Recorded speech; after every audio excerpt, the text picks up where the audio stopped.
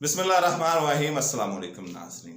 आज इमरान रियाज खान को बैरून मुल्क जाने से रोका गया है और इस तरह रोका गया है जैसे दहशतगर्द को रोका जाता है। इस वाकये की तफसील तो मैं आगे चल के आपको बताता हूँ कि ये वाकया हुआ क्या और इसमें दहशतगर्दी का लफ्ज मैं क्यों इस्तेमाल कर रहा हूँ।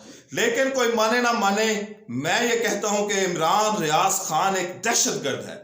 हाँ, इमरान रियाज खान एक दहशतगर्द है। जब सैलाब की बारी आती है तो सबसे आगे नजर आता है।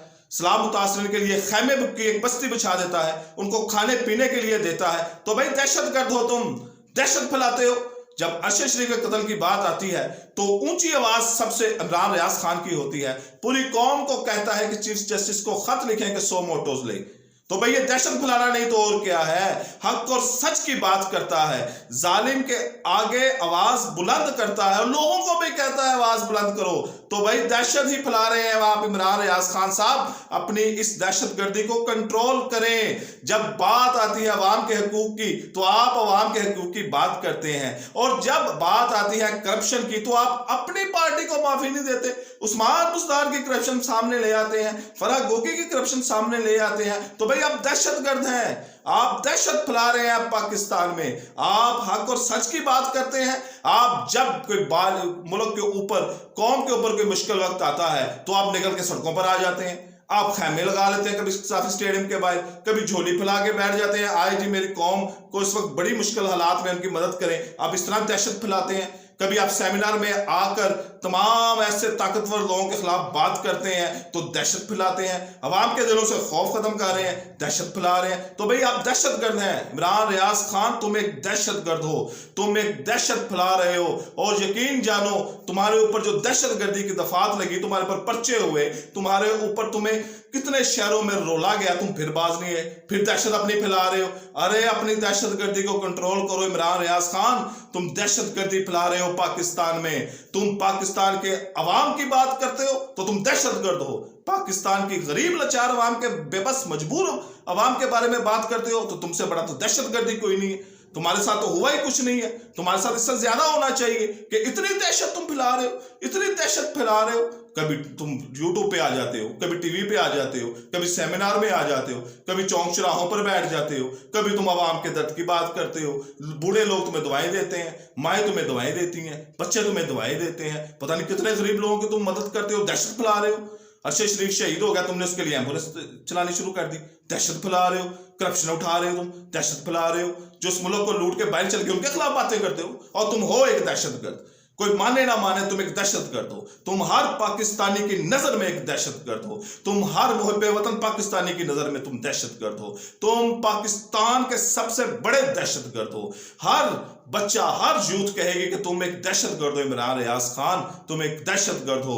तुम्हें बाज नहीं आते, तुम्हारे ऊपर पर्चे कटा दिए, तुम्हें गिरफ्तार करवा दिया, तुम्हारे ऊपर पता नहीं क्या क्या कुछ कर दिया, तुम्हारे घर का घेरा कर दिया, तुम्हें धमकियां दे दी। तुम अपनी दहशत फैलाने से बाज ही नहीं आ रहे। अरे कौन सी मिट्टी तुम्हें लगी हुई है यार। तुम अपनी दहशत को अपने काबू में रखो भाई।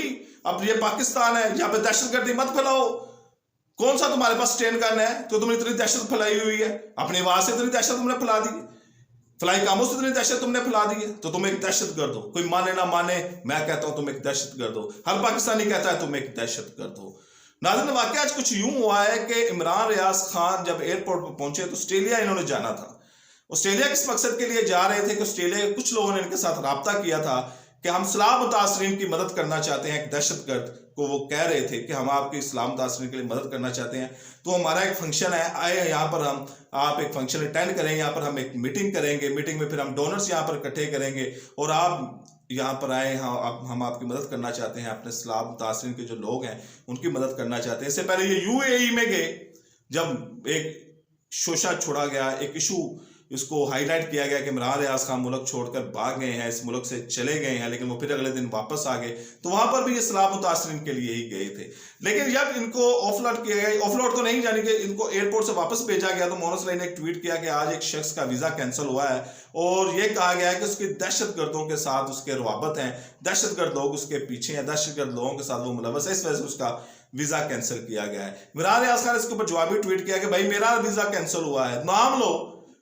नाम क्यों नहीं लेते? जिन्होंने तुम्हें बताया तुम उनके भी नाम लो। तो इसके ऊपर एक लफ्जी जंग ट्वीट की एक जंग छिड़ी, जो चंद दिन पहले भी हमने ट्विटर के ऊपर देखी थी। तो अब भी ये जंग हमें नजर आई, जिसमें इमरान रियाज खान और मोहम्मद सलाई ने बाद में कहा भाईजान ये आपकी बात नहीं थी, ये तो आपने उड़ता हुआ तीर लिया है, इसके आगे गंदी बात है वो मैं नहीं करना चाहता। लेकिन इमरान रियाज खान ने इसके ऊपर कहा कि भाई ये उड़ता हुआ तीर तो आप पे फिट होता है, आप इमरान खान को धोखा दे रहे हैं, आप अपने मफादात की जंग लड़ रहे हैं। हमारे ये ट्विटर के ऊपर उनकी एक लफ्जी जंग बारी हुई, ट्विटर के ऊपर एक लफ्जी जंग बारी हुई। और इमरान रियाज खान जिसको कहा जाता है कि ये पीटीआई का तर्जुमान है, उसने अपने वज़ीर आला को नहीं छोड़ा उस्मान बाजार की करप्शन को, तो खैर परवेज लाई को क्या वो माफ करेगा या मोहम्मद सलाई को वो क्या माफ करेगा। तो इमरान रियाज खान को इस इशू से उन्होंने ये इसका वीजा इसका कैंसिल हो गया। तो इमरान रियाज खान अपने भी लोग में बताया कि मैंने ऑस्ट्रेलिया में लोगों से रब्ता किया और कहा कि यार मेरा इस तरह वीजा कैंसिल हो गया है, क्योंकि कुछ अर्सा पहले उन्होंने इमरान रियाज खान से रब्ता किया था कि हम आपसे फंक्शन करना चाहते हैं। उन्होंने वीजा इसको जारी किया गया इमरान रियाज खान को, फिर उसके बाद इसका वीजा कैंसिल कर दिया गया, हालांकि वीजे की मुद्दत और मियाद बाकी थी। जब इमरान रियाज खान ने उनको इत्तला दी कि भाई मैं नहीं आ सकता, मेरा वीजा कैंसिल हो गया, तो ये आपके एम्बेसी की तरफ से ऐसा कुछ हुआ है। तो उन्होंने कहा जी हम एम्बेसी जाते हैं, हम वहाँ पे जो इमिग्रेशन के लोग हैं उनसे बात करेंगे और वहाँ पे एहतजाज भी करेंगे कि ऐसा क्यों हुआ है। तो इमरान रियाज खान ने कहा कि मैंने उनसे पूछा है क्या ऐसा होता है, उन्होंने कहा जी ऐसा नहीं होता, लेकिन उस वक्त होता है कि जब बड़ा ही कोई हाईलाइटेड दहशतगर्द हो, जब कोई बड़ा कोई दहशतगर्द हो और उसको रोकने के लिए वीजा कैंसिल किया जाता है कि उसको यहाँ से ना बाहर वो जा सके, मुल्क को छोड़ के ना जा सके और उसको गिरफ्तार किया जा सके। और उन्होंने क्या कहना था कि ये सेम अरशद शरीफ के केस में भी ऐसा ही हुआ था और जिस तरह आपके साथ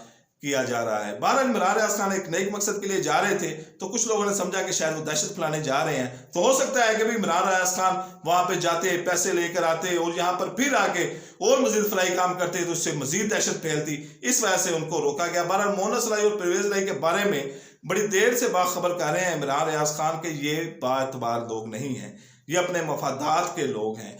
इनकी डोरें जब हिलाई जाएंगी तो ये तभी हिलेंगे। और इनकी तारीख पुरानी है कि इन्होंने जिस तरह मियां नवाज शरीफ की पीठ में झोरा कुंपा या दूसरे लोगों की पीठ में छुरा कुंपा, तो इनकी एक तारीख पुरानी है। और इमरान रियाज खान का कहना है कि ये तारीख को अपनी दोहराते रहेंगे। ये इमरान खान के मफादात में नहीं है, ये पीटीआई के मफादात में नहीं है।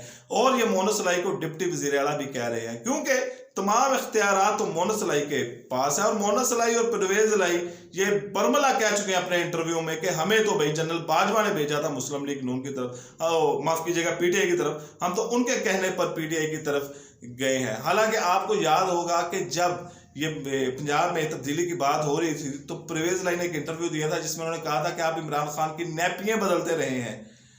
स्टैब्लिशमेंट को कहा था, जो ताकतवर अदारे हैं उनको तरफ उनका इशारा था कि आप पहले उनकी 3-4 साल नैपियां बदलते रहे हैं, अब वो बच्चा जो है वो आपके ऊपर गंद फेंकना शुरू हो गया है और आप घबरा रहे हैं। लेकिन उसके बाद फिर इमरान खान ने इनके ऊपर अतमाद किया और इनको सबसे बड़े सूबे पंजाब का वज़ीर आला बनाया। 10 सीटों के साथ वज़ीर आला बन जाना ये मौज़ा ही है, ये अल्लाह की शान ही है। लेकिन जिस तरह कहा जा रहा है कि 20 दिसंबर को इमरान खान असम्बलियां तोड़ देंगे, तो परवेज लाई नहीं लगता कि इस पोजीशन में है कि वो 20 दिसंबर को असम्बलियां तोड़ देंगे, क्योंकि जरदारी भी किसी लट्टू की तरह घूम रहे हैं। और हो सकता है कि ऐन वक्त पे परवेज लाई जरदारी की गोद में जा बैठे और इमरान खान को जिस तरह बाकी साथियों ने धोखा दिया हुआ है, इसी तरह इमरान खान को फिर धोखा मिले और धोखे का वो शिकार हो। तो इमरान रियाज खान एक खैर खा की तरह इमरान खान को आगाह कर रहा है कि भाई ये लोग बात नहीं है। और शायद इसी बात का जो है मोहम्मद सलाई को ज्यादा दुख है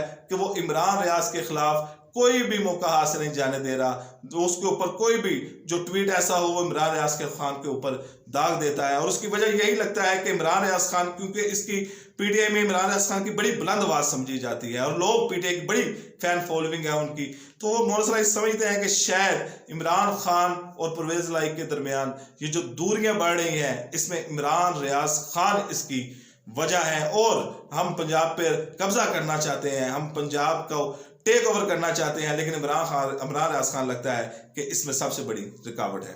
अगली वीडियो तक इजाजत दीजिएगा। अल्लाह हाफिज।